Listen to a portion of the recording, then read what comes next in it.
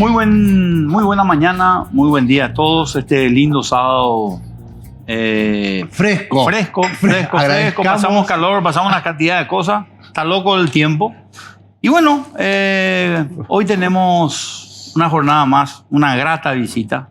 Una persona que le conozco hace mucho tiempo, hermano de un compañero, no de colegio porque era un poco mayor, pero un amigo del colegio, el popular Bastuki. Voy a presentarle al ingeniero Enrique Duarte. Bienvenido, ingeniero Enrique Duarte. Duarte Lurachi, ingeniero. Así mismo. Duarte Lurachi. Qué placer. ¿Es el hombre más poderoso? ¿Es quizá el hombre más poderoso de Paraguay? Sí, uno de los poderosos, absolutamente. Enrique Duarte es un antiguo gremialista, una persona que se metió en todos los vericuetos propios del gremialismo. Dirigió la campaña, dirigió la Cámara de Petróleo del Paraguay, hace poco, seguí siendo presidente de la OIP, Tocayo. Sí. Es presidente de la Unión Industrial Paraguaya. Estamos hablando con un capo de verdad, una persona que está vinculada al negocio, estuvo vinculado al negocio de los hidrocarburos, el negocio de combustibles. Fue uno de los artífices y fundadores del Lubripar, si mal no me equivoco, Tocayo. Y obviamente... ¿Yo tenía estación en Lubripar? Yo tenía estación con él, justamente con él, exactamente. Y después se transformó a Puma y cosas así. Así que evidentemente estamos una persona que sabe mucho, conoce mucho, un empresario, buen tipo, sobre todas las cosas, cerrista de familia, me parece que eso no tiene forma de discutir eso. Y bueno, y un saludo a Batuki, Miguel Duarte, Miguelito. Sí. Bueno, un placer, Tocayo querido. Este es un programa, es la primera vez que viene. Sí, la verdad es que sí. Este es un programa que tiene mucho rating, no es porque nosotros estamos aquí. Tenemos un nicho de mercado importante que tiene que ver con el sector empresarial. Y bueno, va a tener ya las repercusiones de este programa al salir de acá, Tocayo. Bueno, mira, antes que nada, Henry, Dani, Sebastián, un saludo cordial a ustedes y a toda la teleaudiencia. La verdad es que es mi primera vez en esta casa, ¿verdad? Qué bueno. Y suelo seguir los programas tanto de aquí como de Argentina. Bueno, nosotros tenemos que cada vez más, ya que la política a veces no puede lograr la real integración en el mundo privado, sin embargo tenemos que luchar por ello, ¿verdad? Exacto. Nosotros, así como anhelamos un mercado común acá en el sur, ¿verdad? Tenemos que estar por encima de las posiciones a veces de los gobiernos, ¿verdad? Y entre nosotros cultivar ese trabajo de esa nación grande, ¿verdad? Que tiene que ser el Mercosur, ¿verdad? Y como yo siempre digo, y cuando hoy los países vivimos momentos, ¿verdad? Hoy Paraguay, y no en vano, a raíz de que ha hecho sus deberes del año 2003, ocupa en materia macroeconómica una posición privilegiada en materia energética, en materia tributaria, hay un buen bono en materia de población, pero el mundo, las economías tienen ciclos, ¿verdad? Tienen ciclos y estamos expuestos a una serie de factores exógenos que son muy difíciles de prevenir, ¿verdad?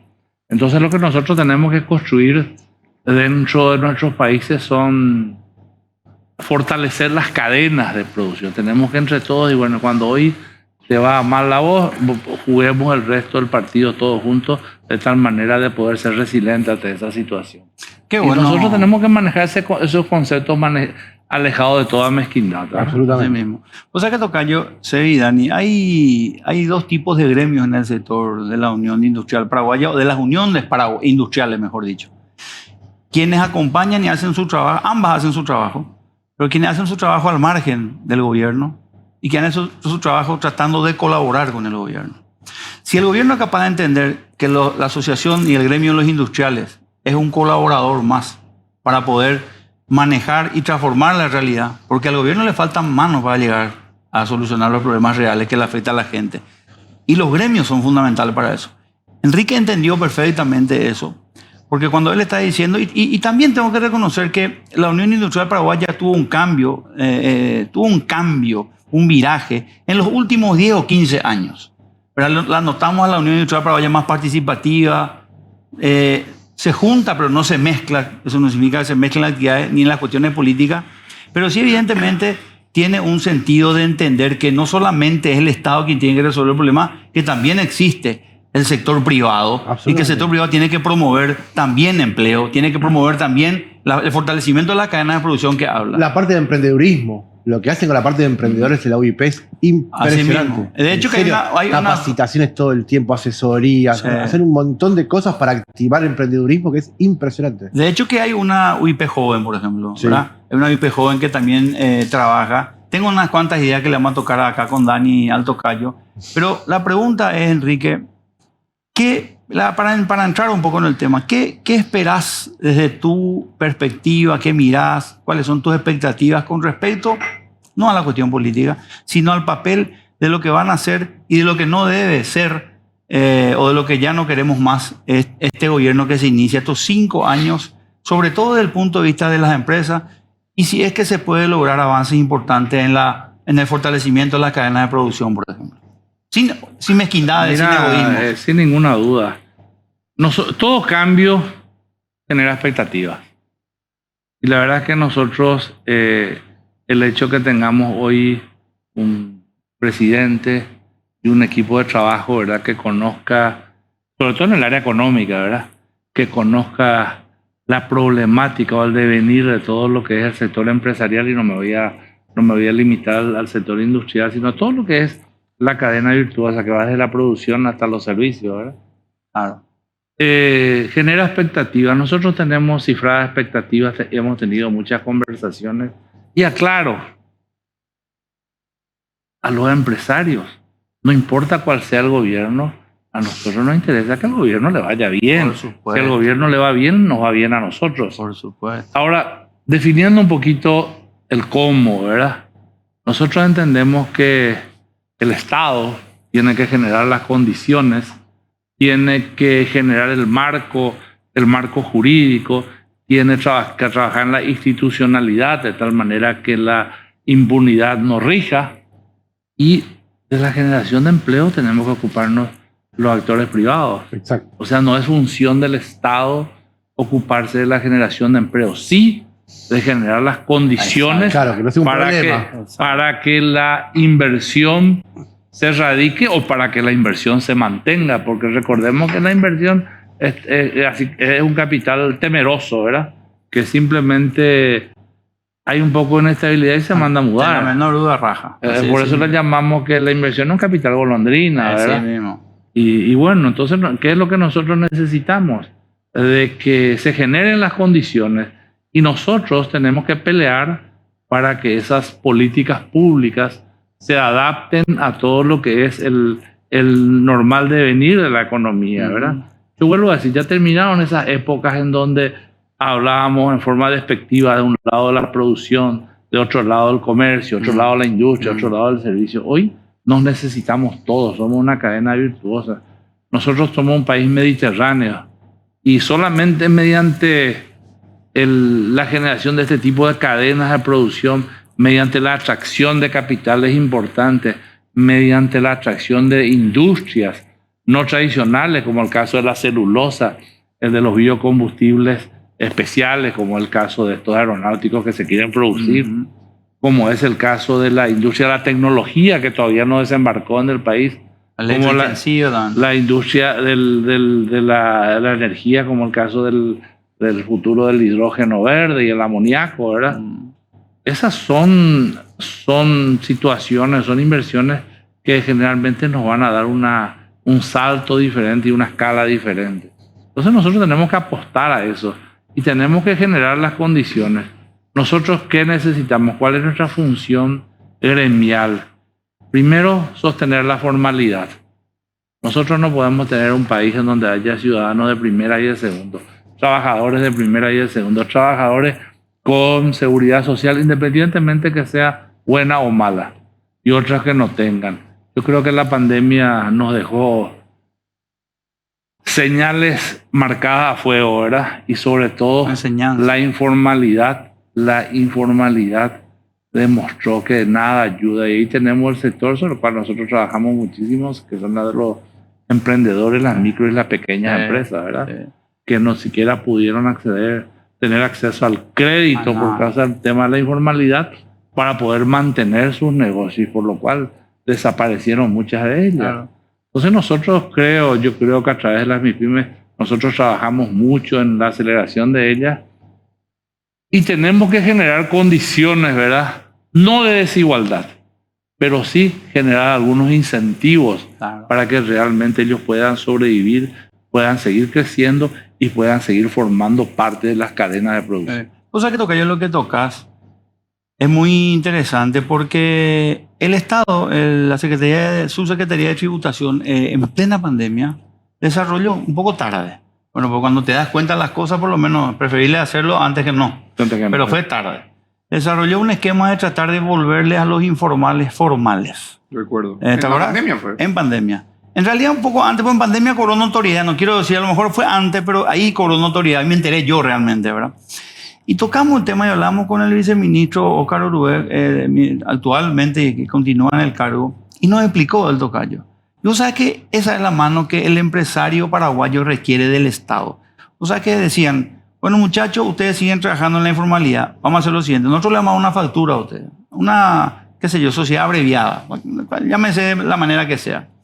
Y ustedes van a pagar no el 10%, o el 30%, van a pagar del 10%, van a pagar 2% por el primer año. O sea, básicamente era casi gratis el pago de los impuestos, pero lo que le incorporaba a ellos, le daba un nombre, una sociedad abreviada, ya entraba el mundo de la formalidad. En el segundo año iba a subir a 4, en el tercero a 6, hasta por fin llegar a los 10 realmente. Y se preveía que iban a desaparecer a una empresa, obviamente. Hay empresas reales que están o trabajadores informales que están trabajando en la clandestinidad luego, no en la ilegalidad. O sea, ya no les interesa luego la legalidad, ¿verdad? Hay sí muchos trabajadores informales que trabajan en la ilegalidad o en la informalidad por el hecho que no tiene alternativa, no Pero tiene informalidad no forma. es algo cultural, Enrique. La informalidad, no, la informalidad es algo ilegal. Lo que es el trabajo, la cultura es lo que da un trabajo de la mal llamada la viveza criolla, que vos querés aprovecharte y salirte del esquema, de buscarle la vuelta al esquema, pero no es solamente paraguayo. O sea que en los Estados Unidos hay tipos que todo el día trabajan para romper, para ver cómo vulnerar el sistema. Es mundial, el ser humano no le gusta ser parametrizado. Pero sí, ¿No decís que acá pasa eso? Acá hay una informalidad tremenda. No, pero que lo hacen para evadir el sistema. Lo que pasa... Claro, para no pagar impuestos. No es para algo cultural. Vamos a comenzar un poco con números, ¿verdad? Exacto. Vamos a comenzar un poco con números. Nosotros tenemos un estudio que realizamos en el Centro de Estudio Económico de la UIP, utilizando varias metodologías, ¿verdad? Una con ayuda de la CEPAL, otra del Banco Central y otra que se desarrolló en forma propia por nuestros economistas, ¿verdad? Vamos a separar lo de la clandestinidad y lo del subterráneo. Vamos a dejar de lado por el momento y vamos a hablar de la informalidad. Exacto. La informalidad significa, en nuestra medición, ¿verdad? Y hemos tomado la condición de mínima, no la de máxima, ¿verdad? En la de mínima significa un 22% del Producto Interno Bruto. Ahora. ¿La informalidad? La informalidad. Ahora, si nosotros incluimos lo que nosotros le definimos como la economía subterránea, ahí duplicamos ese valor. Casi llegamos al 50% del Producto Interno Bruto. Entonces, si hacemos un análisis, ¿a dónde vamos a llegar? Que hay un problema sí cultural. Claro.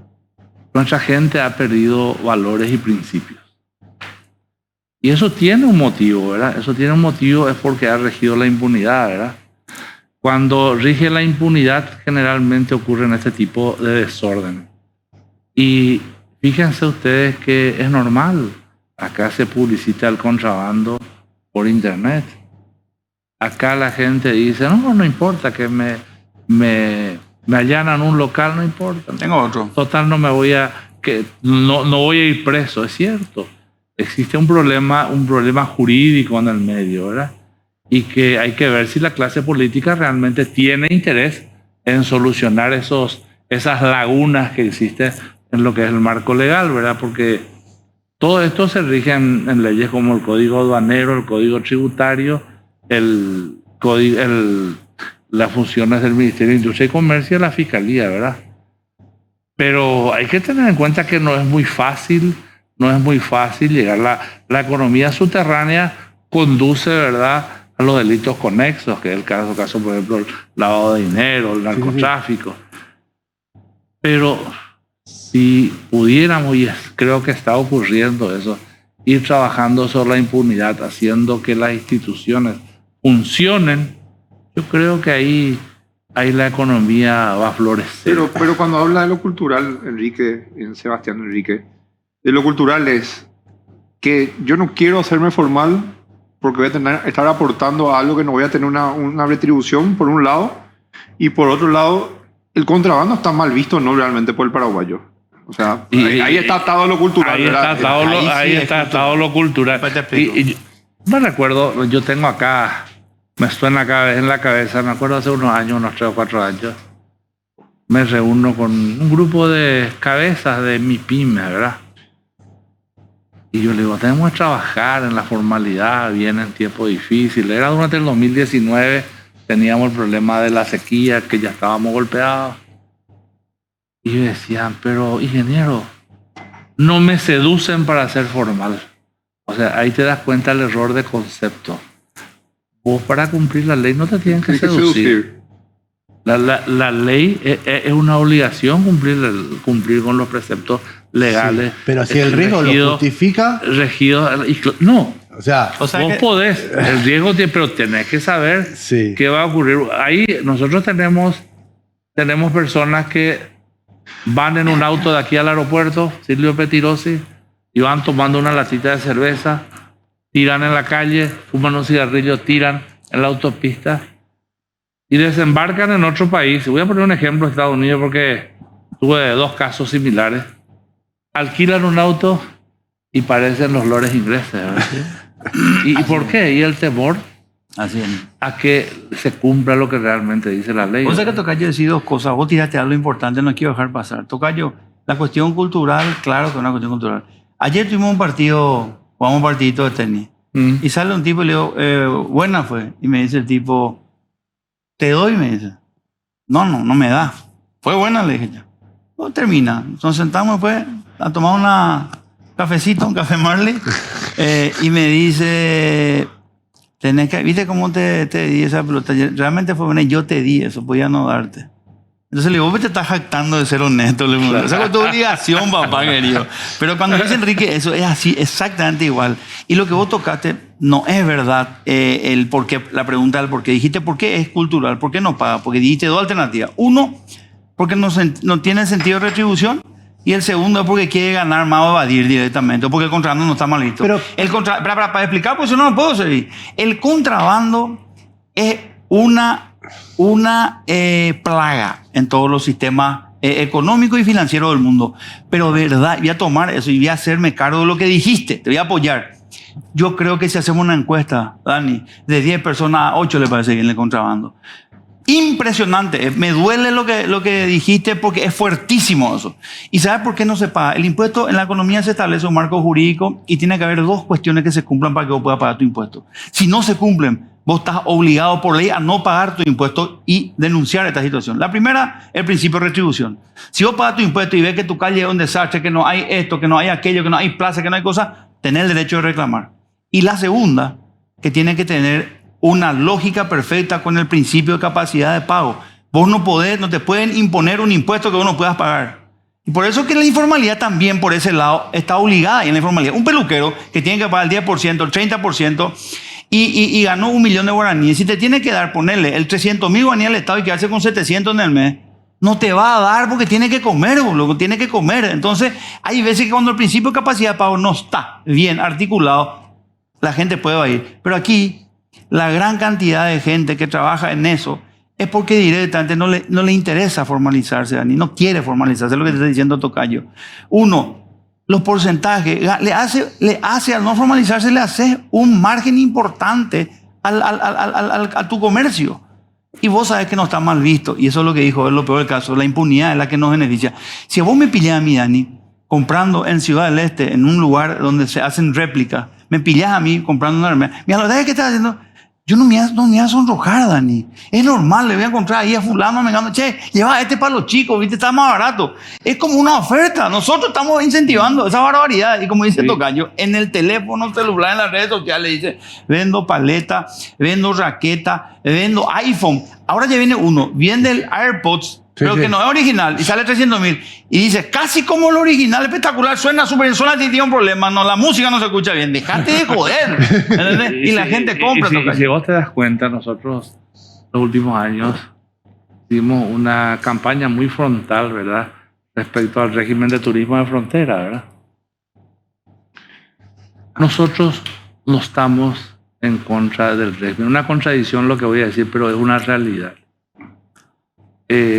Sin ninguna duda los países, como el caso de Argentina y Brasil, van a reaccionar cuando le ingresan masivamente productos y van a buscar protecciones. No obstante, recordemos de que tiene más de 50 años el régimen y ha funcionado y ha mantenido, ¿verdad?, vivas fronteras como el caso de Pedro Juan Caballero, de Salto del Guairá, como de Ciudad del Este, sobre todo. Encarnación. Pero Encarnación, claro, un poco más cíclico, digamos. Pero ¿qué es lo que pasa? Es un modelo que a nuestro mejor entender o perimió o está en proceso de perimir, ¿verdad? ¿Y por qué? Porque los países están cuidando su economía. Y yo justamente me reuní una vez con todos, porque somos amigos, ¿verdad? Y yo le explicaba, el problema no es el régimen de turismo en sí. El problema es que no existe y tampoco ellos establecen el control para evitar que esa mercadería ingrese al mercado formal local, en donde compite con el comercio, con la industria, con la producción, ¿verdad? De repente dicen, no, pero como nosotros vendemos para el extranjero, ¿por qué que no queremos los controles de INAVISA o del IBAN o la INAM, ¿verdad?, de las autoridades sanitarias? Está bien, se podría hablar, pero como sabemos que no existe ese tipo de control de que ese producto vuelve, ¿vale? Entonces, otra vez, ¿qué es lo que disminuimos? La capacidad retributiva en materia de impuestos. Y yo les voy a contar algo. A nosotros nomás declarado, ¿verdad?, vencedor el actual presidente, Santiago Peña, nos reunimos varios gremios en su casa. Y dice, bueno, a ver, ¿qué proponen ustedes? Y lo primero que nosotros le dijimos es, necesitamos trabajar sobre la parte social. ¿Sí? ¿Qué es lo que pasa? Nosotros necesitábamos, en primer lugar, trabajar sobre el clima de trabajo de la gente, sobre el estado de ánimo de la gente. ¿Qué podemos esperar de aquellos colaboradores tuyos que tienen que salir a las 4 de la mañana de su casa para venir a trabajar, para poder llegar a 7:30 al trabajo? Pero no termina ahí. No. Vienen y son asaltados en los transportes públicos. A veces reciben heridas y un sistema de salud que no les retribuye lo que necesitan. O sea, falta seguridad, falta transporte público, falta salud. Falta todo lo que es, digamos, el generarle empatía a la gente con la situación. ¿Qué le dijo el presidente Tocayo? Sí, iba a preguntar lo mismo. Tomó y yo creo que está trabajando. Son cuestiones que no van a solucionar al día siguiente, ¿verdad? Sí mismo. Por ejemplo, ahí anunció que iba prácticamente a triplicar el tema de los links en muy buena medida. Nosotros confiamos mucho en lo que es el sector de la policía. Ya están trabajando sobre el tema del transporte público, están trabajando sobre el sistema de salud. Y bueno, lo primero, la economía se mueve por percepciones, ¿verdad? Así mismo. Y lo primero que tiene que haber es una buena percepción, tiene que haber un buen clima. Si hay un buen clima, se va a generar el movimiento, inclusive, aunque no el ideal, pero va a mejorar el consumo. Entonces, tenemos que mirar nosotros, vuelvo a decir, la economía de un punto de vista no tan yo, sino que miremos un poco como un conjunto, ¿verdad? Y si ese conjunto anda bien, ellos van a andar bien y nosotros vamos a andar bien. Hay otra clase de empresarios, Dani. Cambió eso. Pero voy a mencionar el Marley Coffee. Este café que estábamos tomando, Tocayo, es un café que fue fundado por Rohan Marley. ¿Quién es Rohan Marley? El hijo de Bob Marley, aquel gran músico de reggae. Y este señor, este es el hijo que no sabía mucho de música, Tocayo. Entonces le dijo el papá, mi hijo, anda por recorrer África, Etiopía, a ver qué se puede hacer. El tipo se fue, se hizo socio de unos agricultores etíopes, empezó a ver cómo preparan el café, le metió a su cultura un poco de ritmo, interpretó el ritmo de esta gente y hizo un café, probablemente uno de los mejores cafés del mundo, el café número 1 en Inglaterra, por ejemplo. Y bueno, estamos aquí hoy de la mano de nuestro querido Christian Boschmann apoyando el programa, así que el legado de Bob Marley se mantiene vigente a través de su familia y se manifiesta en cada taza de café. Qué bueno. Vamos a tomar una taza de té. Más café. Vamos, Más café. vamos. Más café. Más café.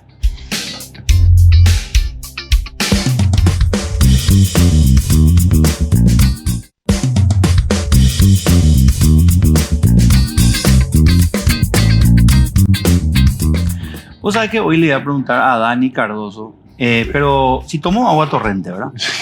Que agua Está torrente, tomando agua está torrente. tomando agua torrente, por eso le digo. Agua torrente Sí, es un agua que corre limpia y cristalina en las cordilleras Del, del Piribeí. creo. Y son el escenario perfecto para producir la mejor agua. Naturaleza y tecnología se unen para lograr el agua más pura. Agua torrente no solo utiliza filtrado físico, sino también un proceso de ozonización y un tratamiento de filtrado con rayos ultravioleta para un agua equilibrada, limpia, sin sodio y con la cantidad de sales minerales que tu cuerpo necesita. Javier y Ibar le mete mucho torrente. Acompañado un buen roncito, por Sí. supuesto, con hielo, claro. Ese es su bebida. Suelo compartir un poco. ¿Cuándo ese vas a mandar tipo de botella de bebida. ron? Va a enviar una especial del Don Gustavo, Industria Nacional, que después voy a Primer comentar de Ana Tocayo, de nivel. primer nivel, Don Gustavo. Ya nos deben 2. Dani, te quería preguntar algo. Enrique Duarte Lurachi, tipo conoce mucho el mundo del combustible, desde hace muchos años. Muchas de las cosas que hoy manejan el mundo del combustible no habían esos avances, no había tampoco ese esquema ni esa estructura que hay hoy. Estoy hablando hace 20 y 30 años atrás, también toca yo, ¿verdad? Y tocaste el tema del contrabando. Yo quiero que vos repitas lo que dijiste una vez. Aquí vamos no tan lejos con el tema del contrabando, Dani. El contrabando de combustible en el Paraguay es una cosa casi naturalizada y normal. No se naturalizó en los últimos 6 meses, un año. Esa es una realidad también. Explicamos. Pues vimos nuestros números que bajaban. ¿Qué porcentaje del volumen general de movimiento? 25% bajó. Nosotros estábamos trabajando muy de cerca con la OIP y con Enrique. Y le comenté, bueno, él sabe también, porque habló con Alejandro la otra vez. Vino el nuevo gobierno, empezaron un poco a apretar el torniquete, empezaron a subir las ventas de estaciones de servicio.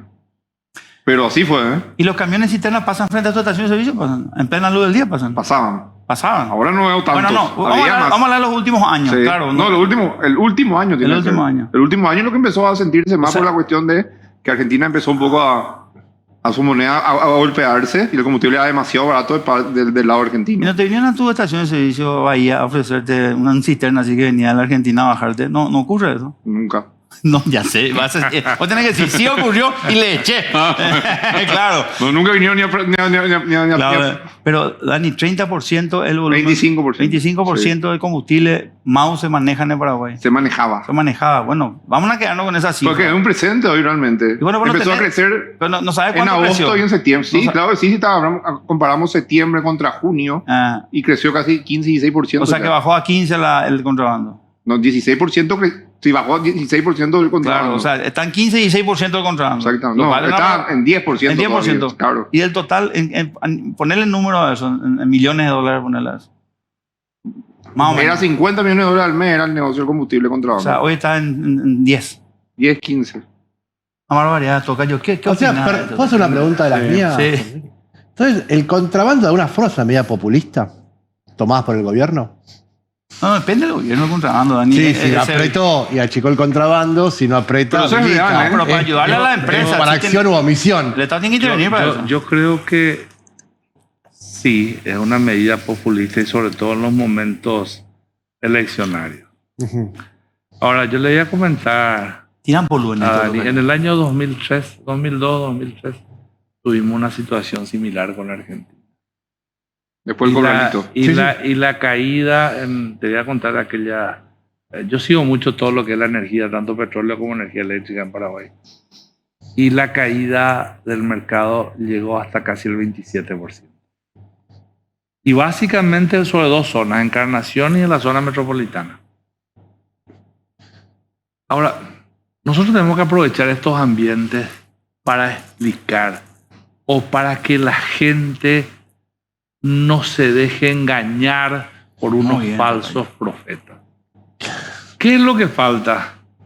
Yo hoy me voy, yo, Enrique Duarte, me voy con $1 a Clorinda y me pagan 740 pesos. Creo que. Yo, Enrique Duarte, quiero importar legalmente cualquier producto y me voy al banco, pongo mi dólar, se transfiere a la Argentina y ese dólar mío allá pagan de los 300. 340 con mucho. 340. O sea, aquel dinero ilegal hoy que entra ilegalmente, que le llaman al dólar blue, paga el doble. Entonces, si paga el doble y yo compro mercadería, la mercadería cuesta la mitad. Entonces no es, porque acá de repente yo escucho y dicen, no, que los supermercados y los representantes ganan mucho. No, vos no podés competir contra aquello que realmente cuesta la mitad. Y le voy a dar un ejemplo.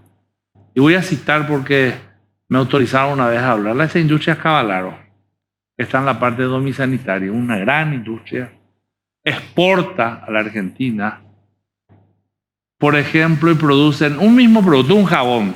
Para el mercado argentino se llama mar y digamos que para el mercado paraguayo se llama tierra. El producto mar que le envían a la Argentina le vuelve de contrabando a mitad de precio a nuestro mercado. Sí. Otro ejemplo, que ahora se está controlando un poco más, ¿verdad? A inicios del gobierno anterior, el año 2018, el Banco Central registraba pocos, porque tienen que estar registrados los cambistas de la calle. No tienen regulación, pero tienen registro. Así mismo. Había 150 y no todos operaban. En este momento hay 1.500. Entonces, ¿qué pasa? Aquel que viene del lado, sobre todo argentino, con pesos, si no trae una apostilla, como le dicen ellos, no puede ir a un banco o a una casa de cambio a cambiar esos pesos por dólares. Pero, sin embargo, ninguna restricción existe. En la puerta del banco en la calle. Con el cambista. Claro. Entonces viene el amigo Sebastián de la Argentina con pesos. No, pero para poner el ejemplo nomás. Nunca, jamás. Y dice, yo quiero comprar $5.000. Y yo cambista le vendo y recibo sus pesos. Pero ¿qué pasa con los pesos que yo recibo? No puedo hacer nada. Entonces me voy a la frontera, A Clorinda. a Nanagua, a decirle, estimado, acá tengo, anda a comprar, vení, vamos a traer mercadería y vamos a volver a posicionar una moneda fuerte que es guaraní. Así mismo. Y eso que hace una gran fuga de divisas legales del país, ¿verdad?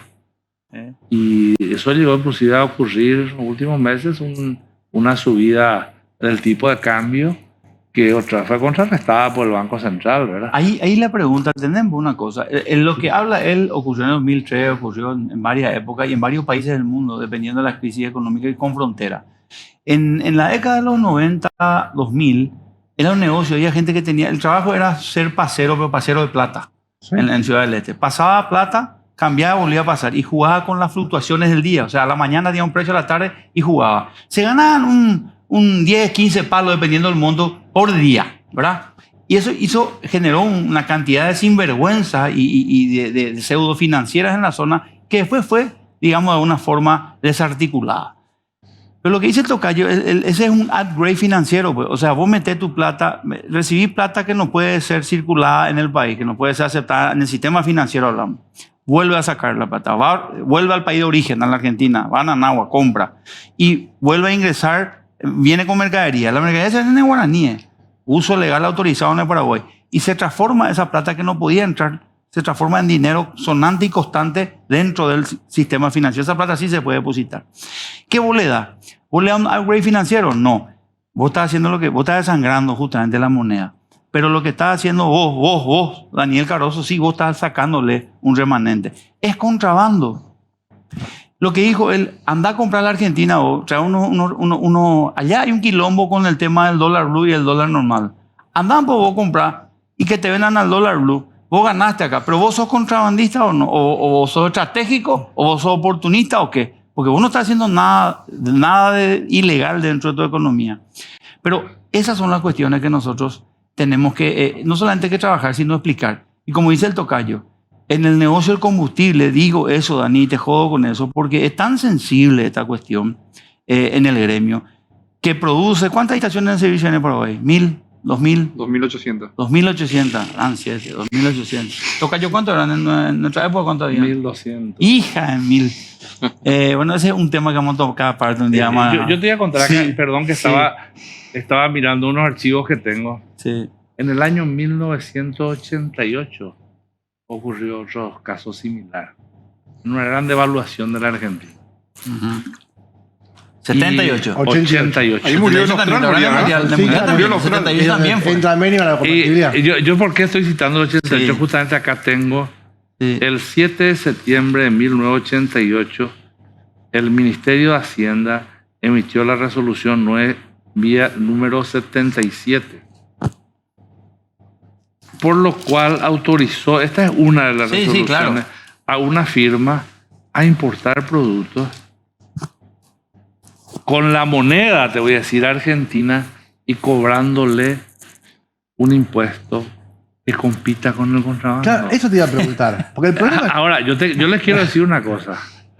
Qué loco. Yo no sé si esa es la solución, pero fue una medida recaudatoria en su momento. Ahora, claro. yo también soy un defensor, te voy a decir, de los derechos intelectuales y de los acuerdos, ¿verdad?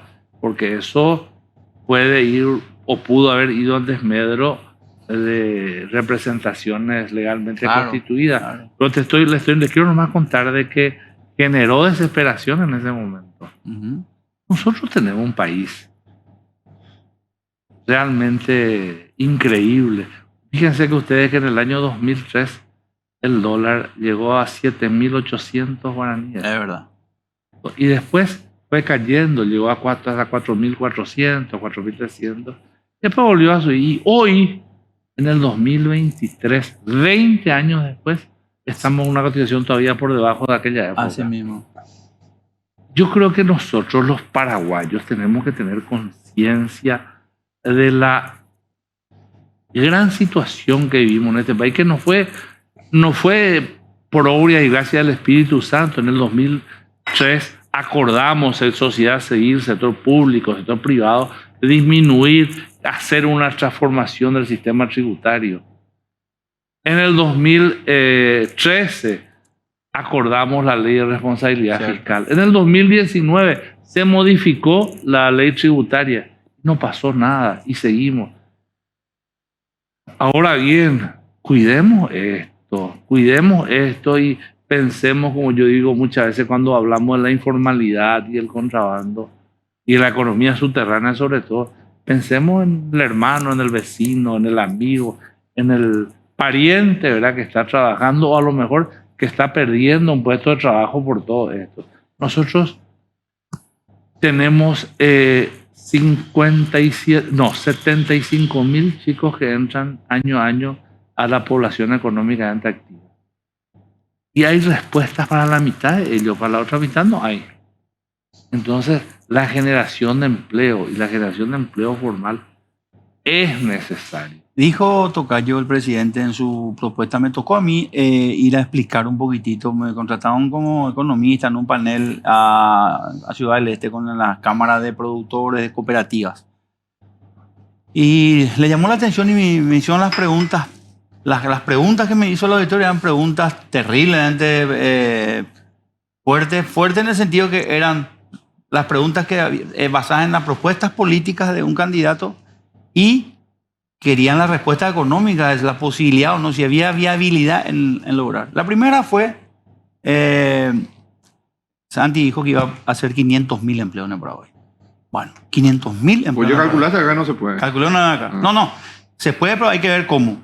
Si regulamos y automáticamente empezamos a alterar el equilibrio del contrabando y la evasión tributaria, sí hay plata.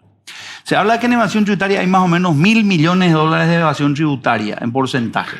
En lo que es tributos, considerando solamente la economía informal, estamos hablando de un promedio de cálculos optimistas. Sí. 850 Exacto. millones de dólares al año. Imagínate vos. O sea que en 10 años Claro. es nuestra deuda externa. Así mismo. El cálculo establecido en el esquema económico para un puesto de trabajo cuesta $40.000 cuesta generar un puesto de trabajo. Por supuesto, vamos a decirle que nosotros en el Paraguay puede costarnos la mitad, pero $20.000 necesita, un Pues, puesto de trabajo necesita una podemos inversión de negrear la 20.000. Podemos alegrar la mitad. No, lo que te digo es que 40.000 es una cifra en Latinoamérica, pero en Paraguay entendiendo que de repente... se puede tomando hacer, promedio. Tomando promedio de $20.000. Estamos hablando de 500.000 empleos, son $10.000 millones que se requieren para hacer una inversión importante para que se haga, para que haya 500.000 empleadores. Eso incluye salud, incluye educación. No, solamente empleo. Empleo nomás. Solo empleo. Perdón mi ignorancia. No importa. Invertimos $20.000 en una casa de videoclub, que ya no existe más, yo sea paso, y le contratamos a una persona para que trabaje. Por decirte algo. Sí. Generar un empleo. Sí. Punto. A lo mejor no es el ejemplo más lindo, pero qué sé yo. $10.000 millones necesitamos de inversión, como dijo el tocayo, para poder generar esos 500.000 puestos de trabajo. Si nosotros tenemos que hay 1.000 millones, 850.000 millones de dólares año, nosotros en 10 años vamos a poder conseguir, si es que logramos transformar esa informalidad en formalidad y evitar esa evasión, lo cual es un trabajo gigantesco hacer eso. No es que vos cerraste acá la canilla y se acabó. Porque el tema de combustible, cerraron la canilla, Dani.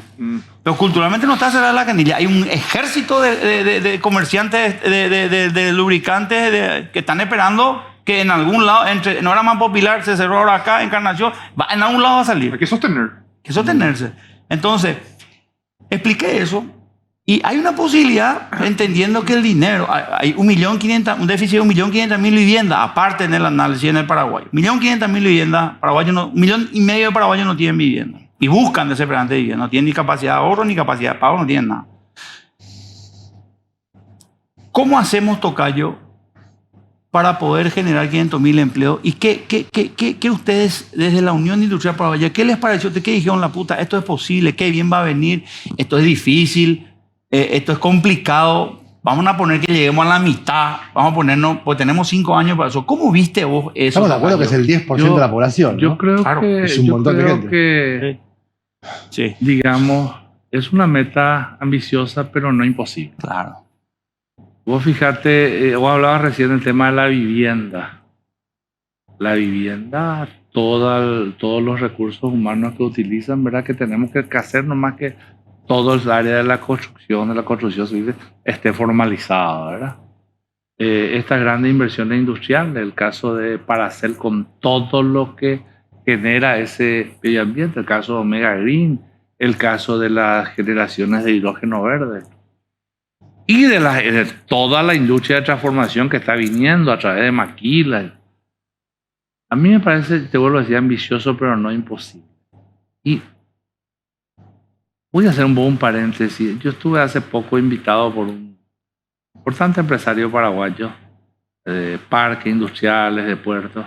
Estuvimos en Buenos Aires tratando de explicarle a la gente de que Paraguay es una buena alternativa para venir a trabajar hoy, sobre todo a la industria argentina.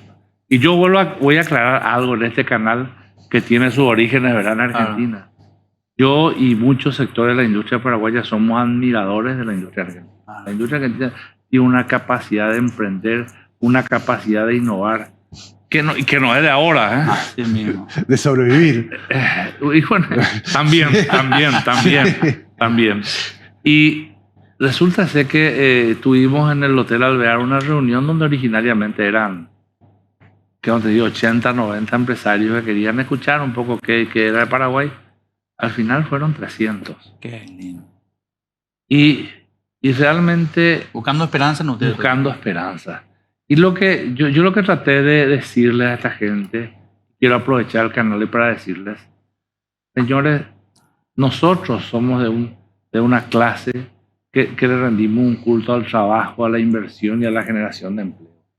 Y nosotros desde Paraguay, los pares argentinos, no buscamos quitar trabajo de la Argentina y traerla a Paraguay, sino que generar condiciones, cadenas de producción de tal manera que la economía argentina, la paraguaya y la brasileña, todos juntos podamos ser más resilientes en distintos momentos que pueden ocurrir, que pueden venir de la política, de la economía, de factores climáticos, de lo que sea.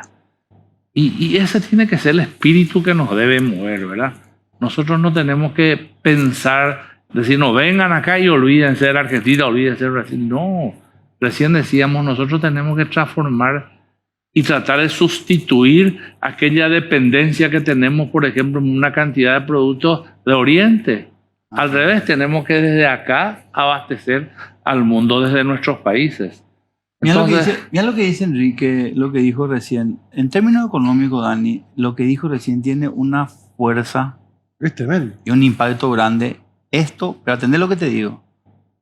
En el año 2003, después de la Torre Gemela y ese quilombo que fue mundial, explota el descontrol, digamos, del sistema, de la fluctuación del sistema cambiario. Y llega a 7.500, ponele, 7.400, 500. 800. 7.800, imagínate, casi 8.000. Se hablaba de que iba a llegar a 8.000 en esos días. Dólar 8.000. No, Dólar se 8.000. pensaba Se pensaba 10.000. 10.000. A 10.000 Bueno. se parece. 20 años después, estamos por debajo de eso. O sea, nosotros le agarramos un motor al cuerpo del Paraguay. Le metimos 220 voltios así de entrada, ¡prum!, a una economía 20 años menor en cuanto a crecimiento, a transferencia tecnológica, a consumo, a mercado. Y no explotó esa economía. O sea, lo que quiero recalcar lo que dice y lo que estoy escuchando de Enrique, presidente de la UIP, no está diciendo cualquier persona en el cargo, en el nombre a que representa. El Paraguay tiene que ser conocido así. De hecho, es conocido así. Esta es una economía tremendamente fuerte, Daniel, dentro de un país pequeño. Es un anacronismo, no se puede entender, del Paraguay, de la isla rodeada de tierra, que decía Roa Basto, del Paraguay del cual se enamoró el infortunio, porque se enamoró el infortunio del Paraguay, ¿entendés? A una economía, papá, que se resiste de una forma. Vos le aplicaste 220, 20 años atrás, papito. Es como que a un niño de 10 años le aplicaste 220 y aguantó. O sea, hoy está trabajando en 220, le está conectado a 220, pues ya se hizo 20 años antes. Voy a haber partido el Paraguay en dos partes. Tuvimos una crisis financiera en el 94, tocayo. En el 94 donde desaparecieron 30 bancos y más de 70 financieras. Ese era el modelo financiero y bancario en el Paraguay. Y estamos firmes. Hubo una pérdida terrible del famoso pasivo, de las inversiones, de las grises, de las negras, de fortuna. Tuvo que sacarse una ley por el Congreso para devolver una parte, un porcentaje que se podía vincular a la legalidad. Este país sigue firme.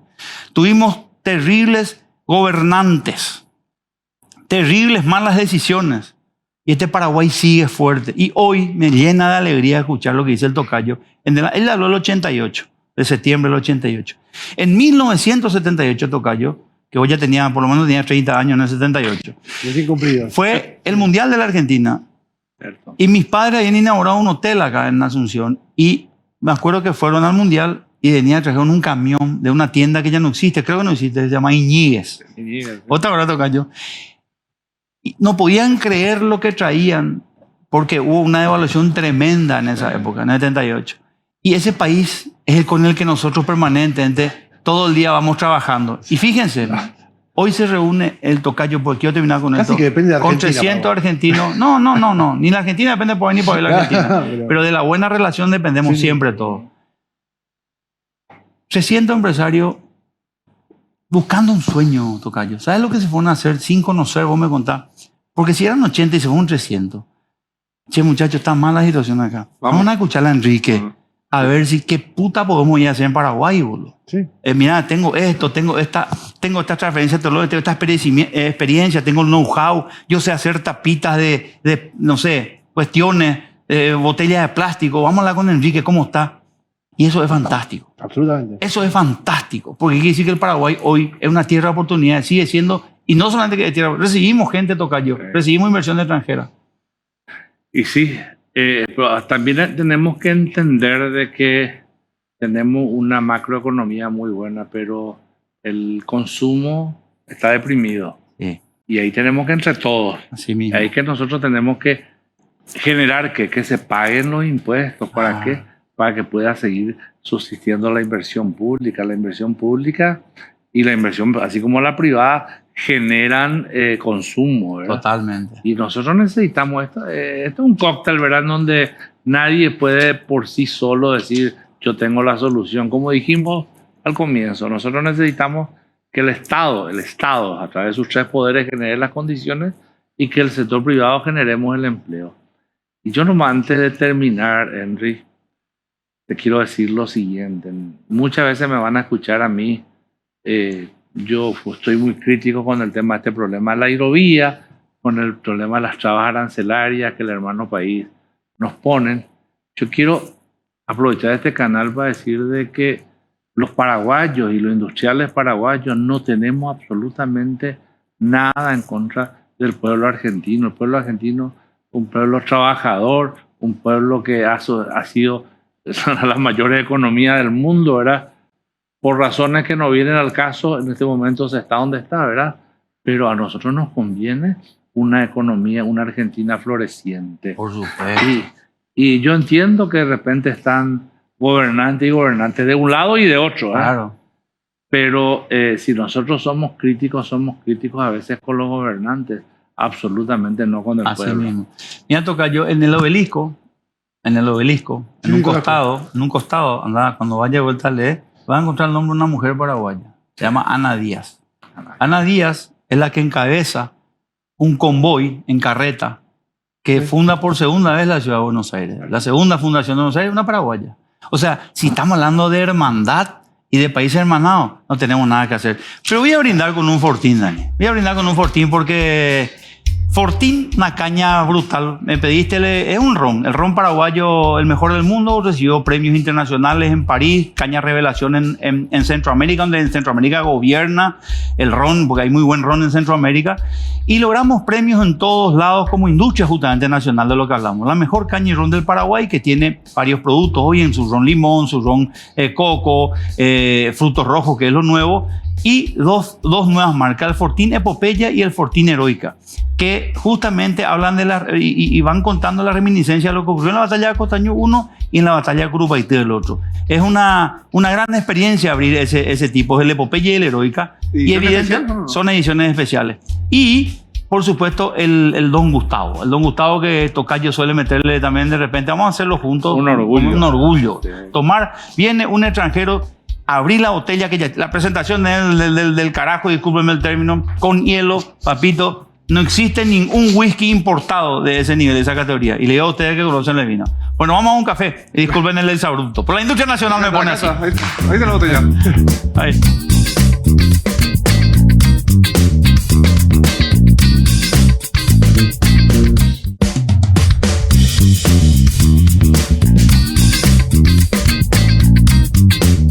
Ahora, Con tu nueva Jetour te impulsás a un nivel superior. Descubrir innovación, tecnología, confort y seguridad en cada viaje. Cada Jetour está especialmente ideada para hacer de tu conducción una experiencia extraordinaria, sea de ciudad o en viaje de negocios. Lo importante es disfrutar siempre. Agenda tu prueba de manejo en www.jetour.com.py o visita nuestros showrooms para conocer más de tu próxima nave, con la calidad y respaldo del grupo Santa Rosa. Pinturato, Dani. Dani, te escuchamos. Pinturato. ¿Querés renovar tu espacio? Elegí toda la variedad de pintura y complementos que tenemos para vos. Itano Nocello Lilio, 1434, envío sin costo en Gran Asunción. Realiza tu pedido y consulta al 981-104-114. Pinturato, tu mejor aliado. Desde enviando saludos, obviamente, de todas las estaciones que nos están escribiendo de Bahía, el grupo Bahía, de las estaciones de servicio, obviamente el V-Power, que es sensacional. No hay como el V-Power. V-Power Nasta y El Diesel. V-Power Nasta y Diesel, obviamente. Sí. Yo uso el Diesel. ¿Vos qué usás? V-Power Nasta. Nada está usado. ¿A vos te gusta el motor de 8? Súper aditivado. Bueno, mi querido Tocayo, delante es un orgullo tenerte acá, Tocayo. Son Sí. sufridos cerristas, Como todo. como ¿verdad? todo, es así en la Claro, vida. Así nomás. Y Tocayo, ¿cómo te sentías al frente de la Unión Industrial Paraguaya? ¿Qué viste, qué sentiste antes y cómo ves hoy? Y yo sé que tu aporte va a ser fundamental. ¿Qué querés dejar como legado en la Unión Industrial Paraguaya? Yendo a la primera parte de tu pregunta, la verdad es que nosotros, y yo tampoco, dimensionamos muchas veces, a pesar de que tuve varios años trabajando dentro de lo que es la dirigencia gremial en la UIP, pero recién cuando estás representando a todos, te das cuenta de la magnitud de la industria, de la magnitud de la problemática y de la magnitud de la solución que está en manos de la industria. Realmente yo me siento muy confortable porque tengo un equipo de trabajo muy interesante, donde todos empujan, donde tenemos una UIP joven que trabaja, que se está preparando y que inclusive forma parte de la estructura directiva. Tenemos hoy un club MIPYMES, tenemos centro de estudios económicos, tenemos la Fundación CEPROCAL, que es donde tenemos formación de mandos medios, tenemos la Universidad Paraguaya Alemana, donde te cuento en una primicia de abril del año que viene, la segunda mayor escuela de negocios de Europa, en sociedad con nosotros vamos a tener los MBA acá en Paraguay. ¿En serio? Sí, acá en Paraguay. Interesante. Tenemos la Fundación Industrial, que es una entidad crediticia para emprendedores y para micro y pequeños empresarios. Tenemos el Centro de Producción Limpia. Tenemos una estructura bastante grande, ¿verdad? Y es interesante porque cada día tratamos de crecer más en servicios especializados para todos los socios. Muchas veces la gente dice, ¿para qué soy socio si no me aporta nada? Y cada vez escuchamos menos Qué bueno. ese discurso. Estamos inclusive instalando sistemas ERP, un CRM. Un CRM es generalmente un sistema comercial, pero al revés, es para atenderle a los socios y tener registrado todo lo que necesita. Es una pelea diaria, digamos, no pelea en el sentido, sino de que las situaciones de la producción, del comercio cambian todos los días, ¿verdad? Entonces tenemos que trabajar coordinadamente con la aduana, con tributación, con industria y comercio, con INAN, con Dinavisa, con el INTN. Y bueno, pero ¿qué es lo que más genera satisfacción cuando ves que el trabajo se ve reflejado en lo que es la participación del Producto Interno Bruto, ¿verdad? Estamos en franco crecimiento y nosotros miramos durante la pandemia tuvimos una actuación bastante, no todos los sectores, aclaro, porque hay sectores de la industria que hasta hoy la siguen pasando un poco mal, ¿verdad? Bueno, pero si miramos en forma global, es importante, somos un importante tenemos un importante aporte al fisco y también a lo que es el empleo formal, ¿verdad? Y bueno, y esas cosas ayudan. Hay mucha gente que tiene mucha vocación de servicio. ¿Y cuál es el legado que queremos dejar como equipo? No personal, ¿verdad? En seguir formalizando al país, seguir generando empleos de calidad. Porque hoy en día mucho se habla de la equidad social, de que los problemas sociales cada vez son mayores, pero ¿cómo vamos a lograr una equidad social sin trabajos dignos, sin trabajo justo, sin trabajo de calidad? No se puede. Entonces, hoy tenemos que, como dicen los jóvenes, ponernos ese chip y entre todos tenemos que irnos detrás de ese. Qué capo, impresionante. Espectacular. Tocayo, te deseo el mejor de los éxitos. Vamos a ir a visitarte para ir a conversar y conocer un poco más. Cuando gusten. Un placer, Tocayo. Placer mío. Éxito. Enrique. Un abrazo grande. Placer, Una hermosa mañana con Enrique Duarte Lurachi, presidente de la Unión Industrial Paraguaya.